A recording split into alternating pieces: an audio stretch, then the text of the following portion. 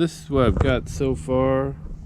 Basically just a 6-inch square of wood that I got off of this large scrap piece I got for $2 at Lowe's, which is really cool. I got the rest of this stuff at Lowe's, and that's kind of the extension arm right there. This thing is like surprisingly strong and sturdy so far, so that's really good. And I just have some little screws on the back holding it together, bolts actually, so it's looking good. There were letters on the top of here, so this wasn't smooth, but this rotary sander took care of that in like 2 seconds. It is completely smooth now, and that's because this little plug right here, which requires a sleeve for 3/4 to 3/4 plug, that little plug is where the GoPro is going to sit. Okay, so here's the Snorricam so far. It hasn't been painted yet, and the cat is going to eat it. Right here we have a tilt up and down, and the nice thing about having this little sleeve, it's because you can twist this back and forth to get your side-to-side adjustment. These little mounts and the camera cage, the little mount comes with like 3M glue on the bottom there, and it seems to be holding pretty well. I might in the future like strip this little glue pad off of there and use the 3M glue and like fuse the plastic to the plastic, and that will be really sturdy and strong. But for now, what I'm going to do is string a shoelace through here and then tie it up here, and just if it ever does fall off, it's not going to get destroyed. I would use 3/4 inch PVC specifically because anything thinner than this and you'll probably get this bouncy springy kind of action, but this is super solid. This is not springy or bouncy at all. It's just as strong as it could be. And even with these little mounts right here, I just have a bolt going through here and a bolt and nut going through here, and then one here and here on the other side. I put this one up and down and the other one horizontally, and it's luckily it's extremely strong, you know. It's working out great. Now if you want, you could PVC glue like all these parts together. Might be a good idea. I wouldn't PVC glue this one because I don't know, you know, in the future you might want to put in a shorter piece and do like an upward angle. And in the future you might want to put it behind you, like strap it to your back instead of the front, and then put a long piece on here, and then you could do like a downward angle. So leave this part like all interchangeable. It doesn't have to be one angle. This is like a standard angle for just getting a straight on view. Now you'll notice this piece isn't very far out, and that's because these GoPros on linear mode, and that's the closest view that you're going to get, 1080p linear mode, and it has to be pretty close to your face, honestly. One, it'll pick up sound better, and these don't pick up sound all that well in the first place, but you can pick up great sound just by using the audio app on an iPhone 7. Picks up great sound at 3 foot. The other thing, so this is about where my nose is and the tip of the lens, and that's about 12 inches from nose to lens. Actually it's more from chin to lens. But yeah, with 1080p linear mode, that's going to work really well. Wide or super wide mode, and get that classic GoPro kind of fisheye kind of look. And then it's gonna look like you're even further away from the camera, because these, if you're gonna do like a mid shot, which is just your shoulders and your head, then we're really talking about it being like 12 inches from your face to get that kind of like vlogging kind of look. So I made this 6-inch by 6-inch square, and it goes at the base of the stomach, and if you sit down then your legs go out this way, and if you're filming, I don't want it to be in the shot. That's why I left so much room between this and the shot. On the back, you could see the corners and the back and everything was a little rough. I did sand it, and I sanded this up a bunch, but I didn't sand it completely because I like that it kind of grips to your shirt a little bit on this side. These things right here, the upper and lower strap, are actually just camera straps I had laying around that I generally like to use the little handle, and these little camera straps I don't use very often. Plus I could just pull them off of here and put them on a camera bag at any time, so it's not like a big deal. Also, they're adjustable, which is really cool about these because not everybody's the same size. And these things right here are actually something that you get like a box of these at Walmart. So they're little hooks for like hanging up photos on the wall.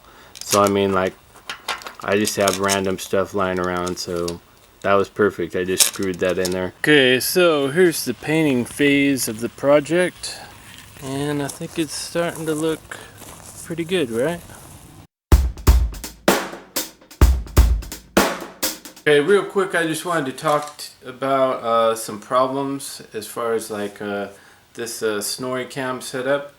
One, I noticed that a lot of creaking when I walked around. There was like creaking. GoPro Snorricam test. Let's see how it does. Just normal. First, I didn't know quite what it was, but it was these all these pipe joints, like, you know, just creaking as like different pressures would be hitting on these pipes and stuff. So I did have to PVC glue some of all this lower stuff right here to seal that up. Still, when it's against your body and you're walking around and there's still like little noises and stuff that get transferred up through the tubes, because, you know, the vibration starts here and it goes all the way up to the camera. So really the solution for that is just use this rig as B-roll only, or the other thing that you can do is just pull out your, if you have an iPhone 7 or similar, and you just go into the little voice memos and use that as your recorder, and you want it to be closer than 3 foot from the person who's speaking. So, you know, you could maybe put it in your pocket, or you could have it like kind of held out to the side like this or something, but it's got to be within 3 foot, but it picks up pretty good sound. Okay, also if you paint this, it looks a lot better, a little less embarrassing to have this strapped to you because it's kind of this awkward, weird thing. But make sure that, you know, so you can use this as a swivel, or you can remove this top part altogether. Make sure not to paint this shaft and then like put this on top of it later after it's dried, because once you get some paint inside of this joint, then it's gonna really stick together real hard, and you can't turn it back and forth if you just wanted to do a little minute like right and left adjustment either. So be careful about that. If you do, a real quick way to get that paint off is an SOS pad. Just like rub it on there and it takes it off really fast. Also, another thing, I wouldn't use like a primer on here. You really want something with a gloss coat. The reason why is because I put like some primer on here and then it dried and everything. It was for 24 hours. It should have been all good, but you know, I'd touch it and then it was like, you know, it would a little bit flake off onto my hands and like kind of come off onto my hands and stuff. It just wasn't very safe for, like, say if you put this part on somebody's shirt and they got a white shirt, and then you gotta wonder, you gotta be careful, like, are you gonna ruin that shirt, you know? So one thing that I found to do was to I put a gloss coat over the black primer coat, and now it's really good. So get like a gloss paint, or get at least a clear paint to go over it. So now it's, you know, really dried on there. That gloss coat really protects it so that it's not going to come off on your clothes. Now if you really are worried about it anyways a little bit, you can just put that right there when you strap it on. Just get a piece of like cloth about like 7 by 7 inches, and just flop that on there so that little pieces of like black paint from the wood don't get on people's clothes. If they actually do have a white shirt on, I'd probably just do it anyways. But as you can see, I didn't paint this, but you know, around the edges I did, so you know, who knows. Also, you know, I made a little extension tip that can go right there, and that's for more of like a bird's eye view. And that looks pretty cool from the front. It's kind of like a first-person gamer kind of view. And then you know, if you have somebody to help you, I think it'd be hard to do it by yourself. You could, but you could have this piece on there and have that downward kind of view and have it coming from the back, and then you'd really have that like kind of third-person gamer look. That would be really cool. So I'm definitely going to use that for that as well. Okay, so real quick, I'll show you how to put it on if you're by yourself. The easiest way is just to have it up on something, and you get this little strap, then you work your other little strap in there.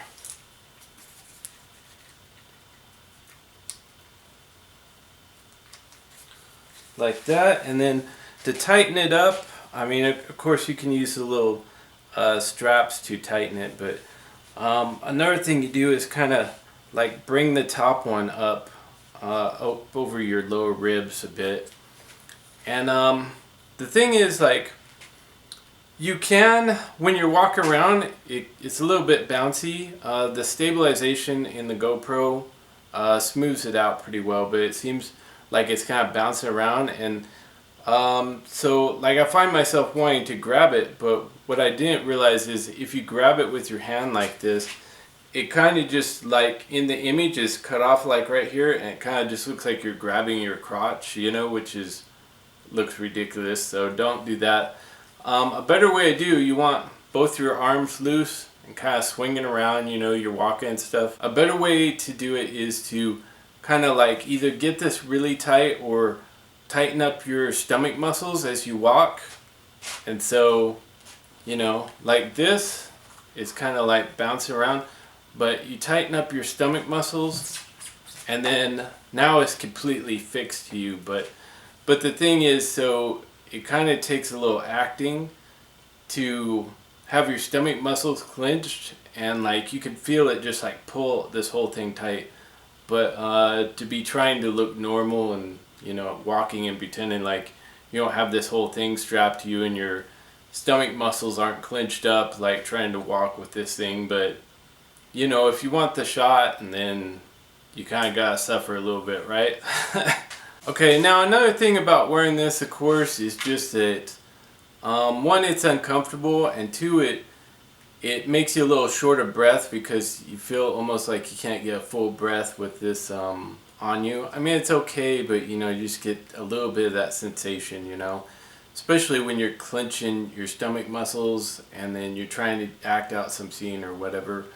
But the other thing is, it just kind of, you know, of course it looks ridiculous. You know, you go, oh, you know what would be cool is like walk downtown and like people are like walking like past me, and you know, it's you see them going backwards through the camera or whatever, like walking that way, and I'm like walking, and I don't know, you could be singing into a camera or whatever for a music video, and that would be a really cool shot. But you know, at the same time, you're gonna look kind of ridiculous. Everybody's gonna be like, it's like somebody has a selfie stick like strapped to them or something, you know. So it is kind of ridiculous, is one thing, and painting it black kind of makes it look like it's not just like a bunch of PVC tubes, which look kind of corny, you know, in the first place. But you know, once you paint it, it looks okay. It looks like some kind of professional thing if you're just glancing at it. So this thing definitely isn't going to be the new vlogger tool, and it's not going to replace the selfie stick or anything like that. But I will tell you, you know, this is the only way to get these specific shots. Like if you like the look of this kind of like camera fixed to the body shot, and like only the background's moving and the person in the shot is like really just fixed with the camera. This is like the only way to get that, you know, or those third person point of views where it's like it like moves with the body and like the background is the only thing moving. You know, this is perfect for that, and you could probably get like all kinds of other weird shots. Maybe get experimental, like flip it over and then like film your feet, you know. Put it to the side and walk and like film the side of you and see if you can get like this weird fixed kind of look.